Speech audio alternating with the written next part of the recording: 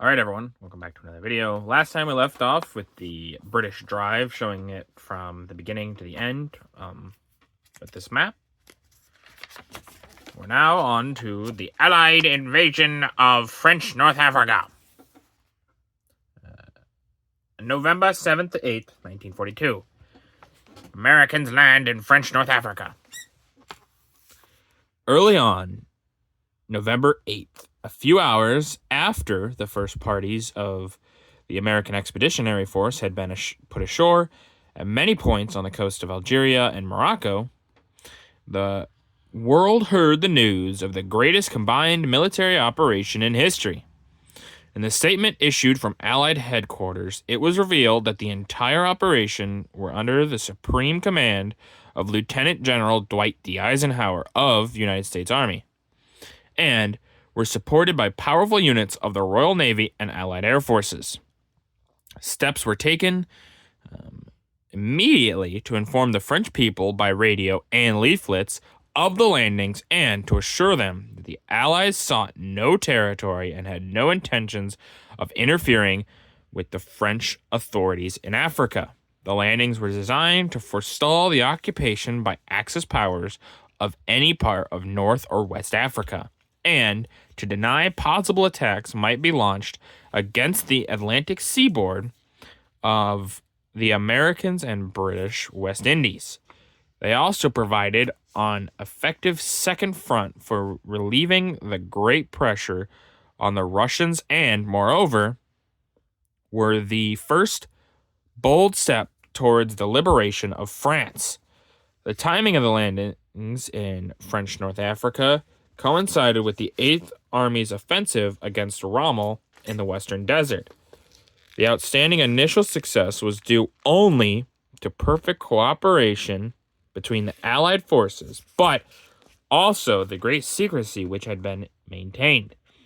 Winston Churchill, in a speech to the House of Commons on November 11th, revealed that orders for expedition to French North Africa had been issued at the end of July 1942. A vast convoy of ships had to be assembled to carry tens of thousands of troops and their fighting equipment to the landing grounds.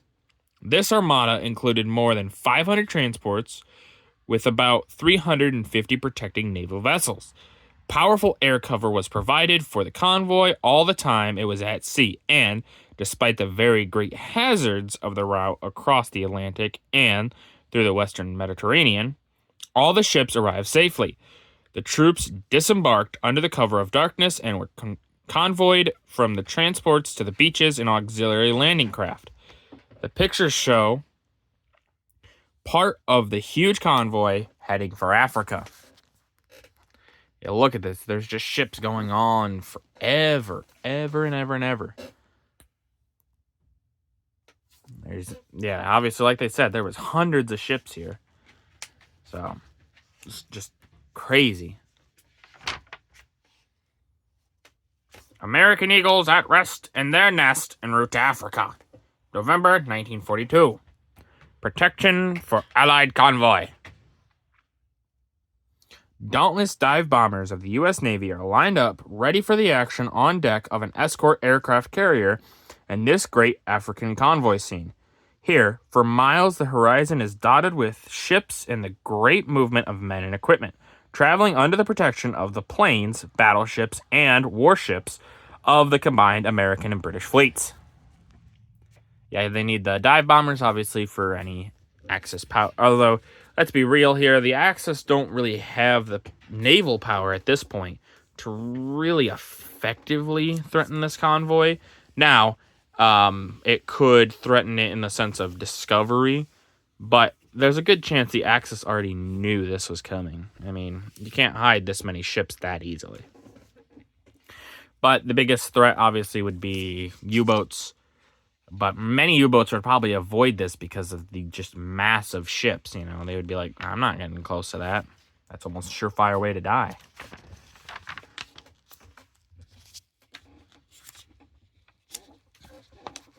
Casablanca feels the might of the RAF. November 9th to 11th, 1942. Assault on Casablanca. On November 10th, French warships, which offered resistance to the landings of the Allies in Casablanca Harbor, were fired on by Allied warships and bombed by Allied planes. Rear Admiral Hewitt, commander of the U.S. naval forces, throwing the whole of his fleet into the battle. At the same time, it was announced that the British land and air forces were operating with the Americans in the campaign. An entire flotilla of French destroyers and light craft was wiped out. A French cruiser was hit and badly damaged, and the new 35,000-ton battleship Jean Bart was left in flames. Meanwhile, the Allies continued their advance inland. On November 11th, a conference was held at Algiers between Lieutenant General Mark Clark and Admiral Jean Darlan, after which the latter issued a proclamation ordering all French land, sea, and air forces to cease fighting against the Allies. It was also announced that members of the German Armistice Commission had been captured on November 9th by 2 British soldiers while attempting to flee from Algiers. The pictures show above transports moving inshore while U.S. troops await the orders to transfer to the landing craft. You can see them moving further up, getting in position there. Top right, a landing barge discharging troops. And then the bottom right here, landing shores and equipment on a small beach in the west of Oran. You can see all the equipment. There's the men. Make sure these guys have enough equipment and supplies that they are actually able to effectively fight either the French in this case or the Germans. And the Italians, obviously. Can't forget them. The British Fleet Army moves rapidly on Tunis. November 1942.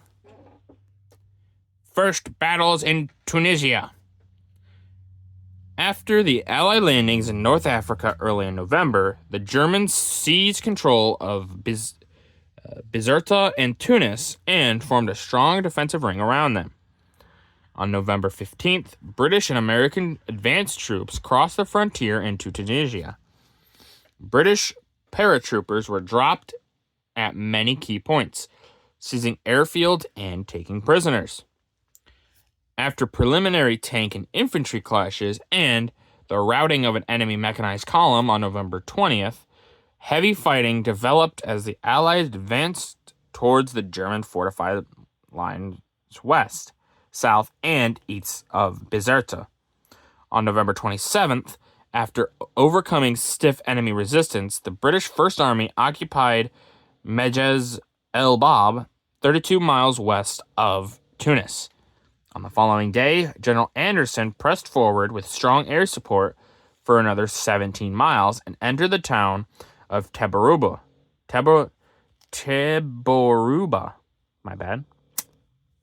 By the capture of Dejdida on November 29th, the First Army cut the rail lines between Bizerta and Tunis. Photographs show supplies being unloaded at Oran. Yeah, it's just kind of, we don't really think about the numbers of supplies that were delivered here, but they were just absurd.